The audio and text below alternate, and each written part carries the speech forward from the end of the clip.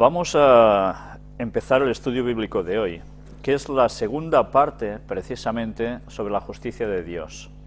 Estuvimos tratando sobre los primeros 4 mandamientos, nuestra relación total con Dios, cómo debe ser, y ahora vamos a tratar no ya la primera tabla de las 2, sino la segunda, donde precisamente se habla de nuestra relación entre nosotros, entre los humanos. Vamos, como no, a buscar los 10 mandamientos donde están registrados, y es en el libro de Éxodo, capítulo 20, versículo 12. Vamos a ver cuál es precisamente el 5.º mandamiento. Y ahora, antes de empezar a leerlo, vamos, ya que estamos situados, a hacer una oración. Padre, te damos gracias por la oportunidad que nos das, una vez más, de poder estudiar sobre tu palabra. Te queremos pedir que el Espíritu Santo nos ayude a entender esta importante parte de los mandamientos, la relación que hemos de tener entre nosotros tal como tú quieres. Ayúdanos a comprender todo lo que tú nos quieres decir, pero que no solo sirva para una mera teoría, sino que verdaderamente sirva para que lo pongamos en práctica. Ayúdanos a hacer los cambios pertinentes en todo ello y que nos analicemos a nosotros mismos para saber qué cosas hemos de cambiar y pedir la ayuda para que así sea. Que esa ayuda siempre provenga de ti, por encima de todo. Perdona nuestros pecados y bendícenos, que te lo pedimos todo en el nombre de Jesús. Amén. Pues vamos ahora ya, sí, a leer el versículo 12 de Éxodo capítulo 20. Honra a tu padre y a tu madre, para que tus días se alarguen en la tierra que Jehová tu Dios te da. Si miramos bien este mandamiento, nos está diciendo que honrar a nuestro padre y madre nos va a dar larga vida. ¿Esto es siempre así? Hay personas que por honrar al padre y a la madre también han muerto pronto. ¿Qué está sucediendo aquí? Recordemos que este mandamiento fue expresado precisamente cuando ellos iban a entrar en la tierra prometida, en Canaán, y esta era una promesa: si ellos honraban a sus padres, serían prolongados por largos días. Pero terrenalmente, esto entre nosotros no siempre llega a suceder. ¿Cuál quiere ser el verdadero significado de la prolongación de estos días? Pues evidentemente que la gente que haga esto también conseguirá la vida eterna. Esta va a ser la mayor prolongación de días que tendremos por haber hecho lo correcto. Dios también lo premiará. Pero ya veis si es importante el honrar a los padres. Estamos viviendo en una época que lo difícil es que se honre a los padres. ¿Cuánto desprecio hay hacia los mayores? ¿Cuánta rebeldía hacia los padres? Es más, los padres parece que ya no educan lo suficientemente bien a los hijos para que ellos vayan creciendo y se reboten contra los padres. Por tanto, a veces sí que es cierto de que cuando alguien no honra a los padres es porque los padres tampoco han hecho su función correctamente con los hijos. Y no podemos esperar que los niños honren a los padres cuando los padres no hacen lo correcto ante los ojos de Dios. Pero sí que es cierto que si nosotros subimos a nuestros hijos cristianamente, nuestros hijos van a subir honrándonos, porque habrán sido educados en los caminos del Señor. Pero claro que también se pueden rebotar. Puede ser que se lleguen a apartar de Dios, pero eso en su interior siempre estará, porque ellos habrán sido educados desde pequeños del modo correcto. Y ahora nosotros deberíamos esforzarnos en ser padres. No se nos educa para ser padres. Es una lástima. La gente solemos ser padres porque o los niños vienen, o porque sí, vamos a buscar al niño o a la niña, como si llegara de la estación de tren. Pero lo curioso es que no nos planteamos, ¿hemos sido educados para ser padres? Yo os recomiendo un libro buenísimo, excelente, escrito por Ellen White, que se llama Conducción del niño.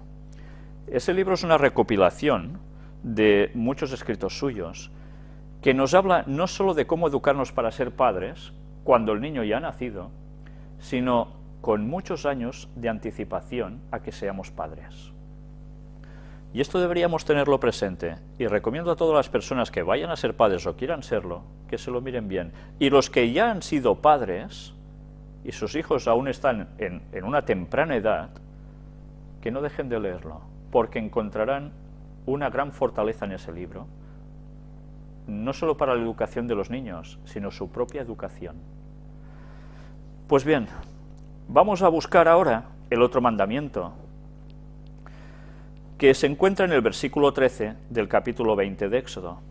Es un mandamiento ultra corto: no matarás. Y este mandamiento, cuando leemos no matarás, todos enseguida entendemos: ah, yo lo cumplo, como no me he matado a nadie, yo lo cumplo. ¿Sí? Vamos a ver si este mandamiento realmente lo cumplimos. Porque nosotros no nos hemos de parar solo en la letra del mandamiento, sino que hemos de buscar el espíritu de la ley. Y vamos a ver cómo en la Biblia se da una ampliación sobre este mandamiento que va mucho más allá de la comprensión que a veces tenemos con estas dos palabras.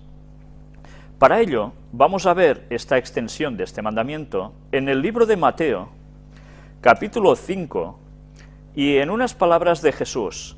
Son los versículos 21 y 22.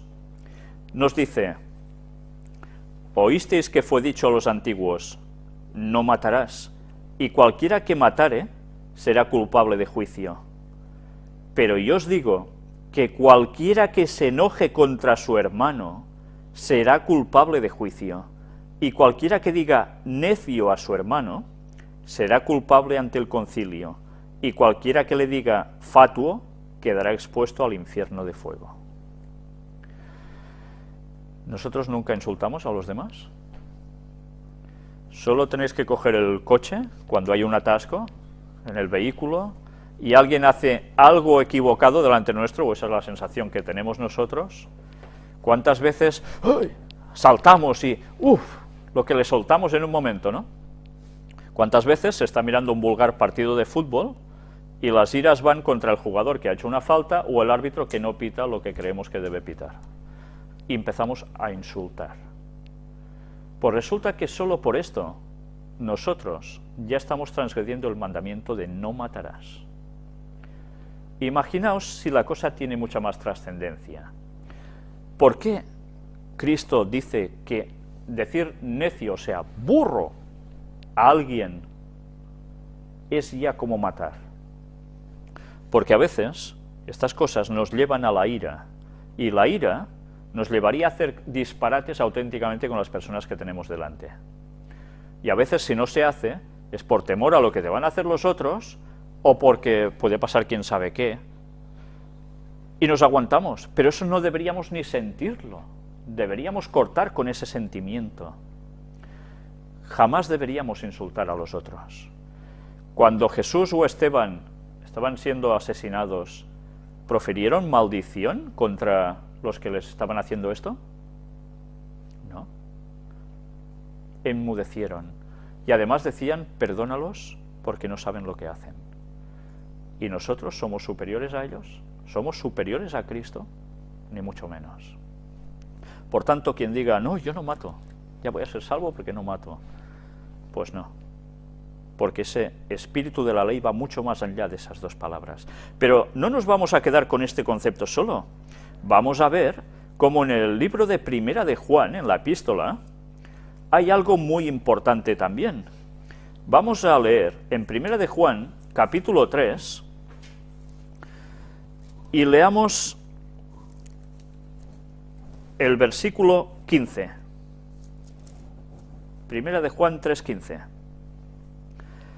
Todo aquel que aborrece a su hermano es homicida, y sabéis que ningún homicida tiene vida eterna permanente en él. ¿Os habéis fijado? Se puede ser homicida solo por aborrecer al hermano, al prójimo en general. Estas son palabras de Juan, y Juan fue el apóstol conocido como el apóstol del amor, porque escribía mucho sobre el amor, porque él se apoyaba en el hombro de Jesús, era el más jovencillo de los apóstoles, y él aprendió del amor que transmitía Jesús, y de eso se empapó. Y pensemos que él era todo lo contrario, porque era un luchador nato para la libertad del pueblo judío de esa época contra los romanos. Y en cambio llegó a coger el pleno amor de Dios, hasta el punto de que él es lo que transmitía. Y no hizo otra cosa que referir las palabras de Jesús en modo distinto. Pero veamos, primero quisiera hacer una paradita para recordar en el versículo anterior. Hemos dicho, si os habéis fijado en el texto, que nos hablaba de la condenación en el infierno, ¿verdad? Mucha gente pregunta, ¿el infierno entonces existe? Hay textos bíblicos que dicen eso. ¿Se está refiriendo que el infierno ya está funcionando? ¿O se está refiriendo al infierno que va a funcionar cuando la humanidad que no sea salva va a ser destruida junto a los ángeles caídos y al propio Satanás, después del milenio, que ya hemos explicado alguna vez? La cosa cambia mucho. El infierno no existe actualmente. El infierno va a ser la destrucción final de todo. Es muy distinto. Y para demostrar eso lo iremos mostrando en distintos textos, pero en otro momento, cuando toque. Mientras tanto, vamos a ver cómo no nos podemos conformar, incluso aún con lo que hemos dicho hasta ahora sobre el no matar. Vamos a leer un texto que creo que a más de uno nos va a desmontar totalmente. Primera de Corintios, capítulo 3, escrito por el apóstol Pablo, en el versículo 16 y también el 17. Estad atentos a lo que vais a leer ahora. ¿No sabéis que sois templo de Dios y que el Espíritu de Dios mora en vosotros? Si alguno destruyere el templo de Dios, Dios le destruirá a él, porque el templo de Dios, el cual sois vosotros, santo es. Yo no sé si nos estamos dando cuenta de la verdadera trascendencia de esto. Si nosotros destruimos nuestro propio cuerpo, que es templo del Espíritu Santo, que habita dentro de nosotros, Dios nos va a destruir a nosotros también. ¿Qué importancia tiene esto? ¿Cómo destruimos nuestro propio cuerpo? ¿Solo con el suicidio? Por supuesto, la persona que se suicida no va a heredar el reino de Dios. Tristemente, no va a heredar el reino de Dios. Pero es que hay otras formas de matarse, no necesariamente con una muerte directa. ¿Qué otros casos podemos añadir a esto? ¿La gente no fuma? Muchas personas fuman, y muchos que se dicen cristianos fuman. Y no solo tabaco, sino además drogas. Te estás matando a ti mismo haciendo eso. No te matas drásticamente de un inicio, pero vas acortando tus años de vida y tu calidad de vida. El Espíritu Santo no puede trabajar en nosotros del mismo modo si nosotros estamos contaminando su templo, que es nuestro cuerpo. Porque todo lo que hagamos malo contra nuestro cuerpo va a afectar nuestra mente también. El tabaco, el riego sanguíneo queda afectado, entre muchas otras cosas. Nuestra inteligencia se verá afectada. Nuestros nervios. Es lógico. Y el alcohol. No está admitido socialmente que en las comidas un vaso de vino, o ir a tomar unas copas. No, es que un traguito no me hará nada. Cada vez que nosotros ingerimos algo de alcohol, ese alcohol nos daña. Porque el alcohol nuestro ya genera el alcohol suficiente, nuestro cuerpo, que necesitamos. El que le metemos extra dentro, no lo asimilamos, sino que nos perjudica. Y cualquier trago mata células de nuestro cerebro que jamás se regeneran. Con la cual cosa nosotros nos estamos destruyendo y estamos limitando cada vez más nuestras capacidades mentales, que son las que nos abren la comunión con Dios. Y así podríamos hablar también de la nutrición. La nutrición. ¿Comer mal es matar nuestro cuerpo? Pues sí. Por culpa de comer carne, nosotros nos autolimitamos la vida entre 7 y 10 años. Los vegetarianos viven entre 7 y 10 años más. Y la calidad de vida mucho mejor. Entonces, ¿qué estamos haciendo? He hablado de la carne, pero podríamos hablar de la leche, podríamos hablar de los derivados de la leche, podríamos hablar del marisco, podríamos hablar de los caracoles, podríamos hablar de muchas otras cosas que la gente toma como un gran manjar y que a veces se ofenden cuando un chino se come a un perro. O se comen una araña en no sé qué otro país. Y no es lo mismo comerse otro animalote de cualquier otra especie. Claro.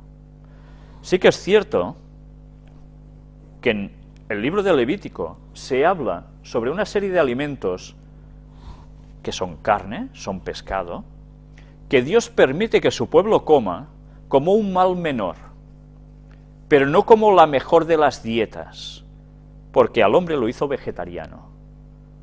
Por algo es. Él es nuestro creador, sabe cómo funcionamos. Dedicaremos un estudio bíblico solo a hablar del funcionamiento del cuerpo humano a través de su alimentación, con las normas que Dios pone y con lo que nosotros podemos llegar a hacer. Tengamos presente, Dios conoce muy bien cómo estamos hechos y quiere lo mejor para nosotros, pero quiere nuestra mayor comunión con Él.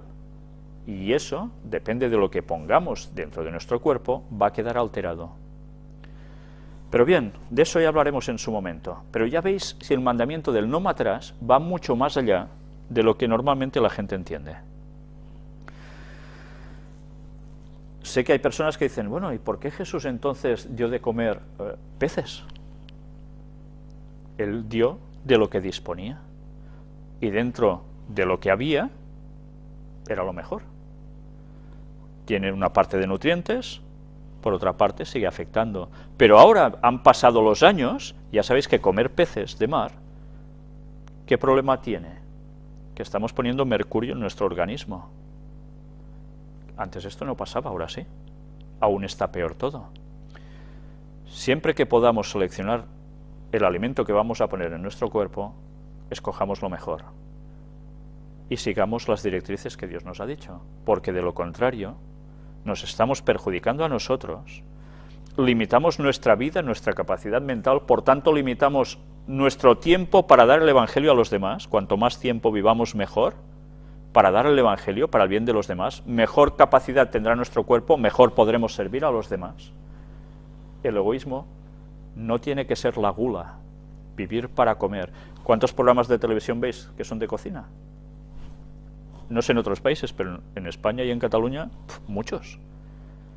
¿Pero alguno de cocina vegetariana? ¿Lo veis? Qué difícil es encontrar un plato de cocina vegetariana, ¿eh? Pero la gente vive para comer. Qué pena, ¿eh? Que no se haga totalmente al revés las cosas. Bien, vamos a ver el séptimo mandamiento y volvamos a Éxodo 20, versículo 14. Otro bastante corto, pero de una trascendencia tremenda. No cometerás adulterio. No cometerás adulterio. Esta sociedad nuestra, occidental, si se rige por algo, actualmente, ¿por qué es? Por los adulterios. El día a día de nuestra sociedad son adulterios. Cuando hablamos de adulterios, no solo podemos hablar de, mira, es una persona casada que se ha ido con otro. No, aún va más allá de eso. Son las relaciones que una persona puede llegar a tener sin haber formado matrimonio con la otra persona. Esto suena a una cosa muy, esto era de antes. Pero el matrimonio se instituyó para que las personas llegaran absolutamente puras al matrimonio. Todas las relaciones que nosotros tenemos con otras personas, esto nos afecta, porque nos marca. Nosotros deberíamos saber que cualquier cosa que nosotros hagamos, que pueda ser placentera, porque puede serlo, por otro lado nos va a perjudicar. Y recordemos los casos bíblicos. ¿Qué le pasó al rey Salomón? ¿Lo recordáis? El rey Salomón era el líder de estas cosas. Llegó a tener 1000 mujeres. ¿Y dónde lo llevaron las 1000 mujeres? Claro, diremos, ¡ay! ¿Quién llega a 1000 mujeres? Bueno, yo no sé vosotros, pero yo conozco personas que han pasado por muchas mujeres distintas. Por muchas. Y mujeres que han pasado por muchos hombres distintos. Y si no hacen un cambio en un momento dado de su vida, eso los va a destorotar, porque el matrimonio se lo van a tomar ya como algo, como una banalidad, si es que llegan a matrimonio. Y esto nosotros no podemos olvidarlo. El cristiano no puede funcionar como funciona el resto del mundo. Y esto nos lo podemos aplicar todos. Por tanto, tengamos presente que el no cometer adulterio implica un funcionamiento adecuado de la sociedad, de un respeto total hacia las otras personas. Hay algo más en esto, ¿sabéis? Si uno puede decir, no, yo no he ido con nadie, por tanto, no, yo no he adulterado, ¿sí? Pues vamos a ver qué nos dice Jesús ahora, porque ahora más de uno se va a quedar helado también, ¿cómo no? Leamos el libro de Mateo, capítulo 5, versículos 27 y 28. Oísteis que fue dicho, no cometerás adulterio, pero yo os digo que cualquiera que mira a una mujer para codiciarla, ya adulteró con ella en su corazón. Una cosa es mirarse a una mujer y decir, es bonita, o una mujer mirarse a un hombre y decir, bueno, está bien. Pero otra cosa es pensar, uy, yo a esta... La cosa cambia mucho. No se admira la belleza, sino que se piensa en un deseo sexual. Se codicia. Y a veces ese paso no se da porque o bien no se sabe la reacción de la persona si le vas a hacer algo o decir algo, o bien porque puede implicar problemas de cualquier otra relación. Pero el pensamiento está allí. Y este pensamiento va a seguir generando más pensamientos malos. Porque nuestra mente funciona así. A más pensamiento malo, más se acrecienta. Y nuestra tendencia va a ser más al mal que no el bien. Deberíamos aprender a controlar esos impulsos, para que nuestras mentes digan, no, hasta aquí llego y punto. Pero Satanás conoce nuestras debilidades, sabe que somos humanos, y además sabe que depende cómo comamos nosotros, bebamos, fumemos, tomemos café o cualquier otra historia, estaremos llamando a nuestra propensión animal con más fuerza, porque estaremos más excitados. Y si lo alimentamos con imágenes, con etcétera, etcétera, músicas que incitan a lo mismo, letras de canciones que incitan a lo mismo, etcétera, etcétera, lo que estamos haciendo es acrecentar esos deseos, con la cual cosa se va a ser mucho más difícil que nosotros nos autocontrolemos. Y Satanás sabe que ese es el mejor caramelo para el ser humano, para llevarlo precisamente a su terreno. ¿No lo hizo con el pueblo de Israel? Cuando le dio los 10 mandamientos a Moisés, que baja del monte Sinaí, oye un gran ruido. ¿Y qué sucedió allí? Ese gran ruido no era de celebración, sino que era de fiestas, pero de fiestas de lo más pagano posible. Sexuales a tope, con músicas como lo típico que está haciendo Satanás ahora. Y Dios tuvo que intervenir en eso. El ser humano no cambiamos, somos así por naturaleza. Nuestra tendencia es el mal, debemos luchar contra eso. Otra cosa es que no, yo soy así, pues ya me va bien. Bueno, pues si eso nos va bien, no podemos esperar estar al lado de Dios, porque Dios es santidad. Cada uno debe buscarse el tener su propia pareja, y si no, pues a esperar y a orar a Dios, que la va a dar. Y eso lo debemos aprender a veces, no siempre es fácil, ¿verdad? Pero sobre todo el que esté casado, que sea fiel a su esposa, y la que sea casada, que sea fiel a su esposo.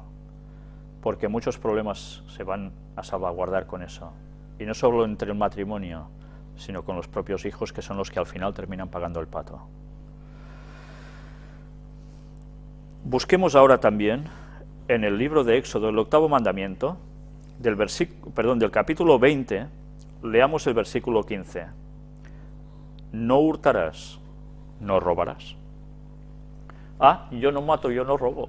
¿Cuántas veces esa expresión? ¿Yo no robo? ¿Tú eres un asalariado? Normalmente la gente suele ser asalariada. ¿El jefe no me ve? Me escaqueo. No hago lo que debo hacer. Y así, una vez detrás de otra. ¿Qué hay que hacer con eso? Nosotros debemos ser gente que hagamos ¿qué? Pues precisamente el bien. Y el bien va a consistir en no robar. ¿Nosotros no estamos defraudando si no cumplimos para lo que nos pagan? Es que me pagan muy poco. Bueno, pues trátalo con ese señor. Y si tú has aceptado ese trabajo, pues debes cumplir. Pero ¿y si somos patronos y tenemos empleados? Oye, a este le voy a recortar por aquí, lo voy a fastidiar por allí, y así entre uno y otro, ¡pam!, yo he ganado más. ¿No estamos robando? Y con las medidas falsas, ¿no se roba? Y con tantos planteamientos distintos, ¿no se roba? Claro que sí. Nosotros debemos vigilarnos y ser conscientes de que el no hurtar va mucho más allá de, mira, esto lo cojo y ya está. Va mucho más allá de esto. Busquemos también en Éxodo 20 el 9º mandamiento, en el versículo 16. No hablarás contra tu prójimo falso testimonio. Toda mentira que digamos, ¿qué es? Es un falso testimonio. Por tanto, no, es una mentirijilla. No es nada. No. Si nosotros nos acostumbramos a ir diciendo mentirijillas, vamos a terminar mintiendo y creyéndonos nuestras mentiras. Y no hay persona más obtusa que la que se cree sus propias mentiras. Y además las mentiras suelen ser justificaciones ante algo. Y las justificaciones ya las vivimos en el Edén con Adán y Eva, cuando, no, ha sido la mujer que me has dado, no, ha sido la serpiente. Y así, todos limpios, ¿sí? A Dios no lo vamos a engañar. Vamos a ver un texto en Apocalipsis capítulo 22 y el versículo 15. Vamos a ver quiénes van a ser excluidos de la salvación. El texto nos dice, mas los perros estarán fuera, y los hechiceros, los fornicarios, los homicidas, los idólatras, y todo aquel que ama y hace mentira. Que ama y hace mentira. Y entran en la misma línea. Los perros, tengamos presente que no podemos entender lo mismo que entendemos ahora. Ahora la gente por un perro se desvive, ¿verdad? Antes un perro era un animal que se utilizaba para lo que hacía falta, pero no se tenía, la perrito y no sé qué, y venga. Ahora hemos exagerado la cuestión a límites a veces insospechados, que a veces se quiere más a un perro que a una persona, ¿no? Bueno, hay que mantener un equilibrio, un animal sigue siendo un animal, pero lo hemos de querer, porque es creación de Dios, y todos sabemos lo bien que nos reconforta eso, ¿no? Pensemos lo bien hecho que Dios ha hecho las cosas, que hasta cuando acaricias un animal con su pelo, a nosotros nos transmite una calma por cosas que se generan. Pues bien, eso es bueno, ¿no? Pero no podemos divinizar tampoco a los animales. Tiene que haber un equilibrio. Los perros estaban considerados como algo malo. En la Biblia aparecen muchas veces que los perros son los que se comen a los muertos. Sí. Bien, eso era lo normal en esas épocas. Un perro era considerado una cosa un poco... Y ahora hemos pasado al otro extremo, ¿no? De extremo a extremo. Bien, pero me gustaría que tuviésemos presente que también, ¿qué se dice a una persona? Eres un perro. ¿Cuántas veces no hemos oído esa expresión? ¿Un perro? ¿Alguien no trabajador? Sí, es un gos, decimos en catalán, ¿no? Es un perro. Pero es que a veces los animales tienen también reacciones extrañas, ¿no? Bien, pues a veces, según qué perro, si tú pasas por ahí al lado, tú puedes ser muy buena persona, pero como el perro, la cabeza se le gire un poco, te puede estar mordiendo un tobillo, como mínimo. No siempre, pero a veces esas cosas suceden. Entonces, no siempre te puedes fiar. Pues las personas de las que no te puedes fiar también son perros. Pero claro, también hay perros buenos, ¿no? Tengamos presente eso. Pero ya ves en qué lista lo ha puesto, junto al lado de los hechiceros. Anda, pues ahora resultará que todos esos adivinos que salen tanto por televisión, en programas nocturnos, tanto como quieras, y por todas partes, y tan bien considerados por la sociedad, son los hechiceros de antes. La gente que adivinaba cosas. Esto es espiritismo, proviene de Satanás, no de Dios. Toda esta gente, si sigue así y no cambia, ya están las fauces de Satanás. Y todos aquellos que van a consultar a ellos van a terminar exactamente igual.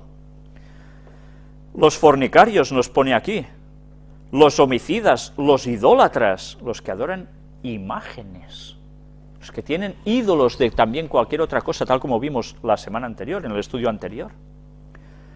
Pero ya veis, y todo aquel que ama y hace la mentira está en el mismo saco. Nosotros debemos ser gente de palabra, las cosas claras, sin más. Vamos a ver ya el 10º mandamiento, que está en el libro también de Éxodo, como no, el capítulo 20, y ahora el versículo 17. Algunos se van a extrañar, porque estoy diciendo de que este es un solo mandamiento. Sabéis que la Iglesia Católica, como suprime el de las imágenes, el segundo mandamiento, les quedan 9, entonces ¿qué hacen?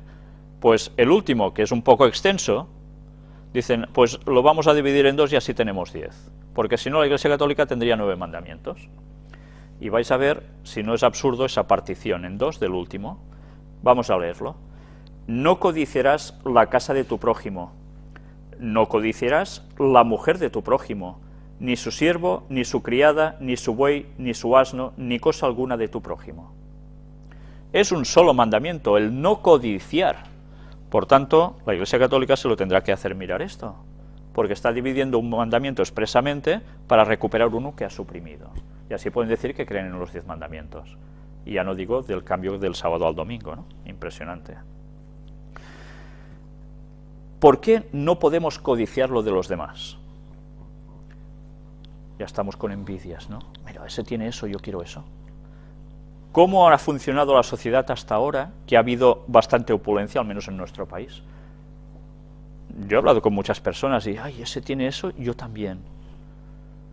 Como se lo podían permitir, mira, codicio lo mismo que tiene el otro. Como si los bienes materiales fueran el todo en esta vida para conseguir la gran alegría. Pero es que la codicia, además, nos puede llevar a otra cosa. ¿Qué creéis que nos puede llevar la codicia? Pues vamos a buscar un texto donde, una vez más, muchas personas se van a sorprender. El libro se llama Miqueas. Es uno de esos libros que pocas veces se buscan, pero que tiene un gran significado en sus palabras. Miqueas capítulo 2 y versículo 2. Codician las heredades y las roban, y casas y las toman, oprimen al hombre y a su casa, al hombre y a su heredad. La codicia es antesala ¿de qué? Del robo. Nadie roba si antes no ha codiciado primero. Tú ves algo que te gusta, no puedes tenerlo, lo robo. ¿Por qué? Porque lo has codiciado antes. Por tanto, si ya cortas con ese primer pensamiento que es la codicia, ya no pasarás al siguiente paso. Y no pensarás ya en el adulterio, ni pensarás en robarle nada al otro, porque ya lo has cortado de un inicio. Y esos, si no tenemos la fuerza para hacerlo, se lo debemos pedir a Dios que nos ayude. Pero nosotros debemos colaborar, por supuesto, en todos los sentidos. Veamos un ejemplo de cómo la codicia fue la antesala del robo, y esto lo podemos encontrar en el libro de Génesis, capítulo 3 y versículo 6. Y vio la mujer que el árbol era bueno para comer, y que era agradable a los ojos, y árbol codiciable para alcanzar la sabiduría, y tomó de su fruto y comió, y dio también a su marido, el cual comió así como ella. Primero lo codició, luego, ¿qué hizo? Lo tomó, lo robó, porque Dios le dijo, no comas de este árbol. ¿El árbol de quién era? ¿Era de ellos o era de Dios? Dios es el creador, por tanto, era de Dios. Codició lo que le habían dicho que no hiciera. Eso era tan atractivo a los ojos y a todo, ¿eh? El pecado funciona así, es atractivo, aparentemente. No pensamos en las causas o lo que va a provocar por sucumbir a él. Pues ahora vamos a buscar unos textos donde vamos a ver qué relación hay entre la ley y el Evangelio. Y vamos a leer unas palabras del apóstol Pablo en el libro de Romanos capítulo 3 y en el versículo 20. Nosotros no podemos alcanzar la justificación caras a Dios, porque somos pecadores, ¿no? Entonces, la ley nos señala que nosotros vamos mal. Vamos a leer este texto a ver qué nos pone aquí. Romanos 3:20. Ya que por las obras de la ley, ningún ser humano será justificado delante de él, porque por medio de la ley es el conocimiento del pecado. Es evidente. Por medio de la ley conocemos cuál es el pecado. Y nosotros, cuando nos comparamos con la ley, decimos, yo estoy fallando. Por algún lado o por el otro a veces fallo. Entonces no puedo estar justificado delante de Dios, no puedo obtener esa salvación, no estoy limpio delante de Dios. Aquí tengo un problema, ¿no? Vamos a ver cómo podemos entonces resolver esa cuestión. ¿Cómo podemos ser nosotros salvos entonces? Leamos el versículo 24 del mismo capítulo 3 de Romanos. Siendo justificados gratuitamente por su gracia, mediante la redención que es en Cristo Jesús. Nosotros somos justificados, ¿gracias a qué? A la gracia, la salvación por gracia, lo que Cristo ha hecho sin merecernos, que es morir por nosotros. Dedicamos un estudio bíblico al plan de salvación, lo que Dios decidió poner en práctica para que todos fuésemos salvos. Y eso es lo que nosotros debemos tener siempre presente. No nos podemos salvar por nuestros méritos, por más cosas buenas que hagamos. Necesitamos la justicia de Cristo aplicada a nosotros, su muerte en la cruz, y lo que sigue haciendo después, para que nosotros podamos seguir siendo salvos. Y ahora, vayamos al Evangelio de Juan, capítulo 14, y vamos a ver cuál es el fruto de esa aceptación de Cristo en nuestras vidas. Juan 14, versículo 15. Los mandamientos ya no se deben guardar, dicen algunos. ¿Sí? Mirad qué dice Jesús. Si me amáis, guardad mis mandamientos. Más claro no se puede ser. Si lo amamos, vamos a hacer lo que Él quiere, guardar sus mandamientos, es obvio. Vamos ahora a leer el libro de Santiago, capítulo 2, y vamos a ver cómo no se puede excluir ningún mandamiento de todos los 10, en palabras muy claras. Santiago 2, versículo 10, porque cualquiera que guardare toda la ley, pero ofendiere en un punto, se hace culpable de todos. ¿Por qué? ¿Por qué? Si solo he pecado con uno, los otros 9 no. Pero es que la ley es un bloque. Todo es ley. Si ofendes en un punto, ofendes en la ley. Has transgredido la ley. Por eso debemos mirar de no transgredirla. Y si amamos a Dios, eso tiene que estar ya aquí. Y tenemos que intentar andar como Él anduvo. Y vamos a terminar con un texto en Apocalipsis capítulo 14 y el versículo 12. En la Biblia nos habla de quiénes son los santos. En la Biblia vamos a ver que los santos no son aquellas personas que están puestas encima de un pedestal, que la Iglesia Católica ha dicho, estos son santos, y a partir de ahora les podéis orar porque os van a ayudar, etcétera, etcétera. Mirad qué nos dice el versículo 12. Aquí está la paciencia de los santos, los que guardan los mandamientos de Dios y la fe de Jesús. Solo es santo la persona que quiere andar íntegramente en los caminos de Dios y quiere guardar los 10 mandamientos y quiere retener esa fe de Jesús, esas doctrinas de Jesús, lo que Él enseñó y esa fe que Él nos mostró. Algún día seguiremos añadiendo detalles a este texto, porque vamos a ver que tiene una implicación aún más importante de la que hoy vamos a comentar. Yo no quisiera dejaros sin antes leeros unas citas de Ellen White al respecto. Hemos hablado de la ley y casi nos asustamos, porque vemos que es imposible que nosotros guardemos esa ley. Pero recordemos que justicia de Dios va acompañada de algo más, y es misericordia divina.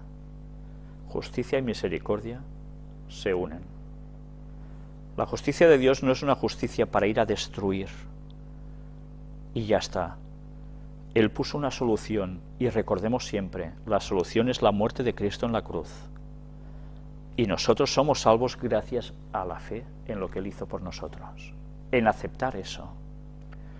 Y nos va a dar fuerzas para poder cumplir esa ley y llegar a ser de los 144.000 sellados que nos habla el Apocalipsis, que en el fin del tiempo van a vivir sin intercesor en el cielo, porque Cristo estará cambiándose de ropaje, de sumo sacerdote, de interceder por nuestros pecados, y se va a vestir con sus ropas reales, de realeza, para venir como rey y decir punto y final a todo esto. Durante ese lapsus, nosotros vamos a estar sin intercesor. Si nosotros pecáramos en esos momentos, las 7 plagas finales nos afectarían, como van a afectar al resto de la población que no haya aceptado lo que Dios dice para el último tiempo. Y recordemos que el sábado va a ser el factor culminante para decidir en qué lado vamos a estar, si en el de Dios o en el de Satanás. No va a haber otro bando, ¿eh? Pero veamos lo que nos dice Ellen White en un libro suyo llamado El deseado de todas las gentes. Es un libro maravilloso, espléndido. Ya por el título nos damos cuenta que está hablando de Jesús. Mirad que nos pone en la página 723. Mediante Jesús, la misericordia de Dios fue manifestada a los hombres, pero la misericordia no pone a un lado la justicia. La ley revela los atributos del carácter de Dios, como ya vimos en la primera parte, y no podía cambiarse una jota o una tilde de ella para ponerla al nivel del hombre en su condición caída. Dios no cambió su ley, pero se sacrificó en Cristo por la redención del hombre. Dios estaba en Cristo reconciliando consigo al mundo, ponía el texto. La ley no se podía rebajar porque es el carácter de Dios. ¿Cómo va a cambiar Dios? Entonces hacía falta que Cristo interviniera para podernos levantar y poner a esa altura que Dios requiere. Y ese es el sacrificio que hizo Jesús.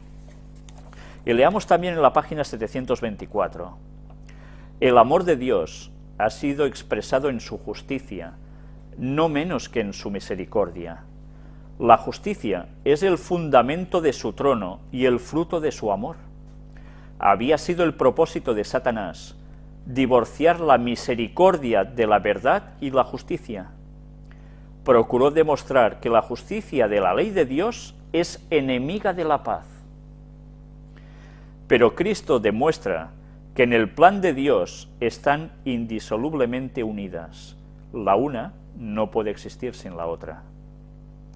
La misericordia y la verdad se encontraron, la justicia y la paz se besaron, nos dice el texto bíblico, y esto se hizo en Jesús. Por su vida y su muerte, Cristo demostró que la justicia de Dios no destruye su misericordia, que el pecado podía ser perdonado y que la ley es justa y puede ser obedecida perfectamente. Las acusaciones de Satanás fueron refutadas. Dios había dado al hombre evidencia inequívoca de su amor. Otro engaño iba a ser presentado ahora. Satanás declaró que la misericordia destruía la justicia, que la muerte de Cristo abrogaba la ley del Padre. ¿Os suena esto? Muchas religiones dicen, Cristo muere en la cruz, se acabó la ley. Entonces, ¿se ha acabado el carácter de Dios? Qué absurdo razonamiento, ¿eh? Ahí estaba Satanás instigando esto. Si hubiese sido posible que la ley fuera cambiada o abrogada, Cristo no habría necesitado morir, es obvio. Pero abrogar la ley sería inmortalizar la transgresión y colocar al mundo bajo el dominio de Satanás. Porque la ley era inmutable, porque el hombre podía ser salvo únicamente por la obediencia a sus preceptos, fue levantado Jesús en la cruz. Sin embargo, Satanás representó como destructor de la ley aquel mismo medio por el cual Cristo la estableció. Alrededor de esto girará el último conflicto de la gran lucha entre Cristo y Satanás, en la ley, la vigencia de la ley o su cambio. Es interesante lo que continúa diciendo, porque nos dice que al final la controversia va a estar precisamente en el sábado, porque han sido cambiados los mandamientos y se va a instaurar el domingo como día de reposo. El pueblo de Dios va a seguir fiel a observar el sábado. Ya veis que entonces nosotros debemos hacer algo más. Debemos observar la ley, pero debemos ¿el qué? Pensar en que Cristo murió por nosotros para ser salvos. Bien, tenemos la justicia y la misericordia de Dios y no vamos a desechar la verdad. ¿Vamos a pretender que Dios cambie la ley para ponerla a nuestra medida? ¿O somos nosotros los que nos hemos de poner a la medida de Dios y de su ley? Pues bien, que Dios nos ayude a ello, y el próximo estudio, si todo va bien, va a ser: ¿habrá juicio final? ¿Sí? ¿No? ¿Es una bobada? Lo veremos en su momento. Pues que Dios nos ayude a ello, y vamos a terminar con una oración.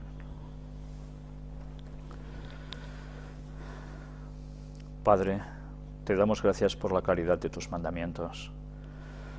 Te damos gracias porque te nos ayudas a reflejarnos en ellos como en un espejo, para ver cómo es nuestro carácter en comparación con el tuyo, cuáles son tus propósitos y cuáles son los nuestros. Y por eso te hemos de pedir, Señor, que tú nos ayudes a cambiar todo lo malo que hay en nosotros, que nos ayudes a sabernos cuidar nuestras avenidas del alma y lo que ponemos en nuestro organismo, para que nos sea mucho más fácil seguir tu voluntad. Perdona nuestros pecados, Señor. Ayúdanos a cambiar de verdad, de corazón. Transfórmanos tú, Señor. Y ayúdanos a poder ser una luz para todos los demás. Cuanto más tiempo, mejor, porque tu venida está pronto. Danos fuerzas para seguir hasta el final. Perdona siempre nuestros pecados, que te lo pedimos todo en el nombre de Jesús.